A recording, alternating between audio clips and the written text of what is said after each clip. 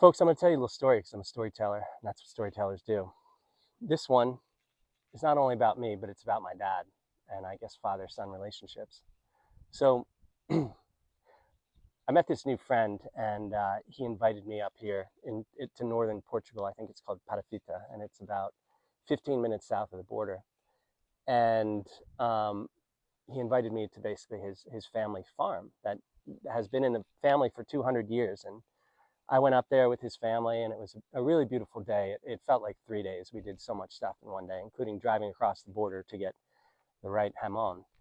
And we had this beautiful feast last night, and it was actually my father's. It would have been his 100th birthday, and my father was very dedicated to his family, and he created this beautiful household. And our house was like the party house, and it was like the safe house. It was like anybody who had nowhere to go, they always congregated to our house. And my parents were like a mother and father to so many other people who came through our doors.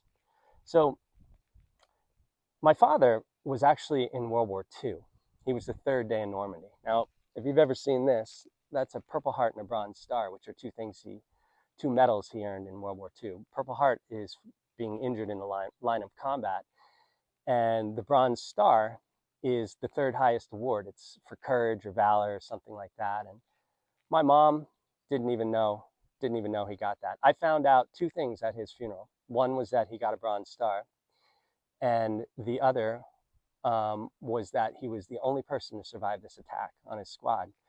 So basically, growing up, I didn't know what hedgerow fighting meant or anything. I didn't understand what he did until I saw Saving Private Ryan. And I was trying to take him to that. I wanted him to come. I wanted us to share that experience. I wanted to take him to go see that. And thank God we didn't, because I don't think he could have handled it. And what would have been the point of dragging him through that experience again? I just remember sitting in that theater, like weeping, just biting there was nothing left on my fingers afterwards. And I was like, oh my God, that was my dad. So this past Easter, I went for a hike by myself, and I interviewed my dad about 9 months before he passed away. And I just listened to this interview, and I hadn't heard it in about 8 years, and it's pretty incredible just to hear his voice. It's like he was right there with me, and it wasn't really sad or anything. It was just so cool to like hear him, and like I get to hear these stories, that he told me. And he told me about when he got injured, and it was in this big offensive around July 9th to 19th, 1944. I think actually he probably got injured around July 19th. And it was somewhere around the Battle of St. Lo. And this was a huge offensive where, according to Stephen Ambrose, who's one of the most preeminent World War II scholars, there were 1,800 Allied forces that flew over my dad and the American Allied forces. They were tucked in their foxholes. And my dad said the sky went black with B-29 bombers. And I always thought that was an exaggeration, but imagine 1,800 planes going overhead, and they just saturation bombed everything only a mile ahead of their position. So they could feel the concussions of the waves, of the bomb concussions moving towards them. And, when that was over, my dad said, I didn't think a mosquito could have survived that attack. So they were just marching at ease. And I also interviewed his best friend after my dad died. And he was saying, like, your dad was he was like marching at ease, gun over his shoulder, maybe not even helmet on, who knows? But he was like, he was saying, my dad was like, oh my God, here I am, this kid from the Bronx, and I'm in the French countryside. And it just so happened that there were some Germans tucked in, and they launched this attack on his position. And I found out that he was the only person. I found out at his funeral from one of his friends that he was the only person that survived this attack on his squad.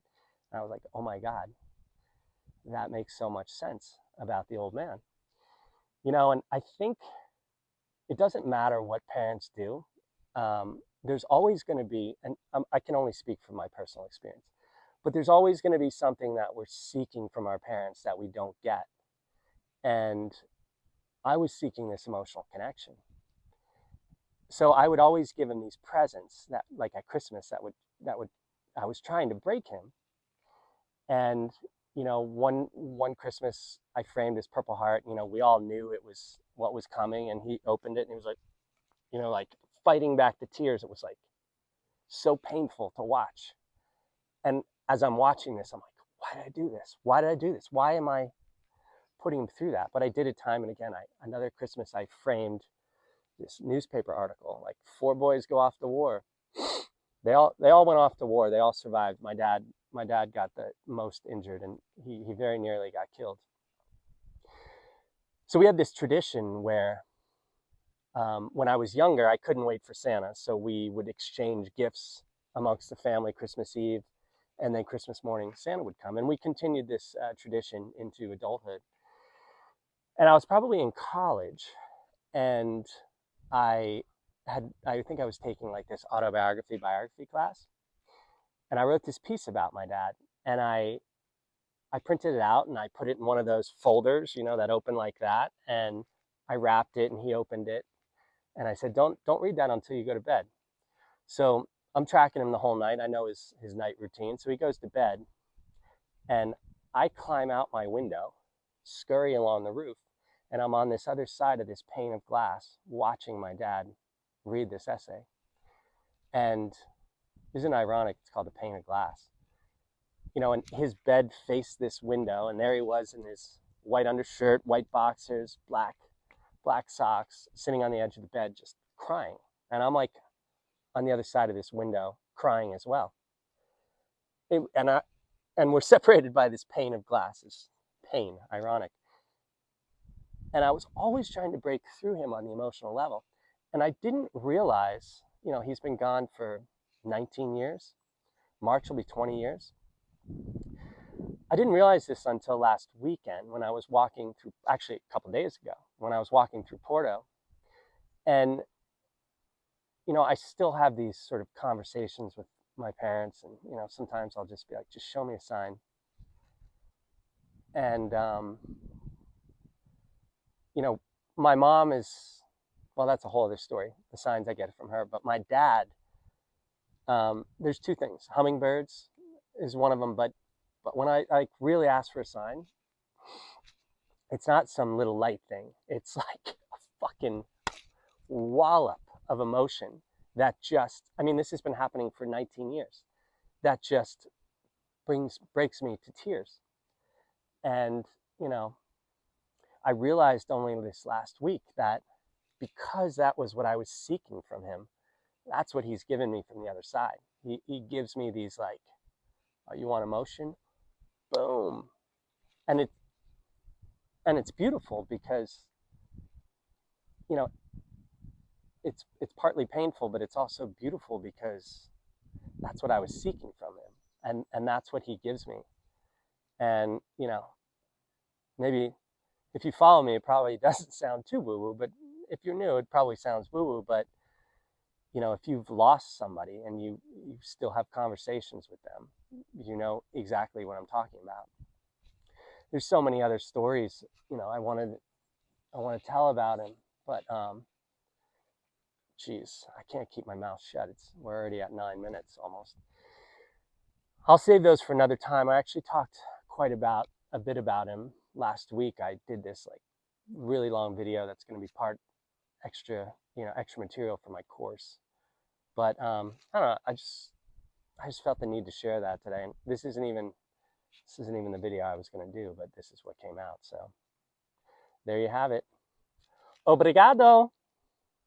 Thanks for watching. If you made it this far, be well.